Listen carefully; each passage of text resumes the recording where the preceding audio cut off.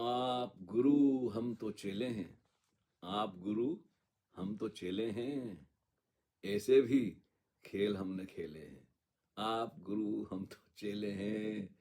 ऐसे भी खेल हमने खेले हैं। भीड़ में याद हमें नहीं आती। भीड़ में याद हमें नहीं आती कि हम सदा से अकेले हैं। कि हम सदा से अकेले हैं।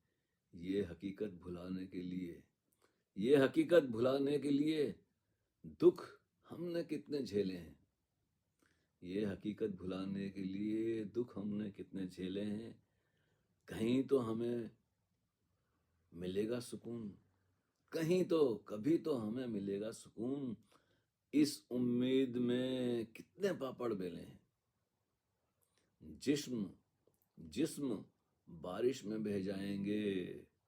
ये जो शरीर है ना, ये जिस्म जो है, जिस्म बारिश में बह जाएंगे। हम कच्ची मिट्टी के ढेले हैं।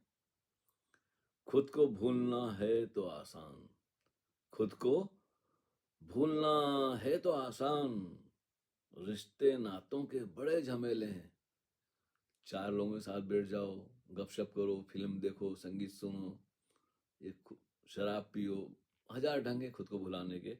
तो खुद को भूलना है तो आसान, रिश्ते नातों के बड़े झमेले हैं।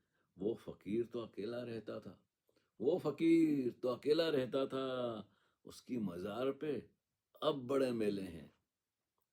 जिसे अपनी याद आई मौजूद, जिसे अपनी याद आई मौजूद, ऐसे लोग तो बड़े अलबेले हैं। बस सारा खेल है कि अपनी याद आए तो दूसरों की याद, पर की याद, इसकी उसकी याद खो जाती है। अपना विस्तार, अपनी गहराई इतनी वो होती है कि कहते हैं ना कबीर की,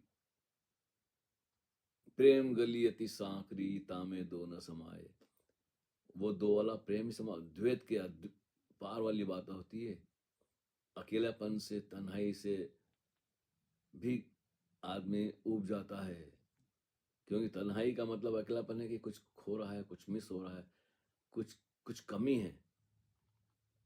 लेकिन जो बीइंगनेस है, जो हमारा स्वभाव है, आत्म स्वरूप जिसको कहते हैं, जो होना है, वो अथाह है। उसमें मैं भाव तक नहीं रहता, विचार ही नहीं रहते। होते तो हैं लेकिन ना होने जैसे होते हैं। एक विशाल अंतहीन जगमगाता हुआ जगत है, लेकिन उसका अनुभव हो तब बात समझ में आए ना। बातों से कहाँ अनुभव होगा। अनुमान लगा सकते हैं लेकिन सारे अनुमान झूठे।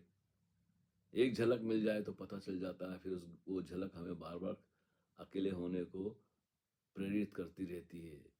अकेलेपन का जब तक स्वाद ना मिले, अपना स्वाद ना मिले, तब तक यही चलेगा और हम किसी न किसी की तलाश करते रहेंगे।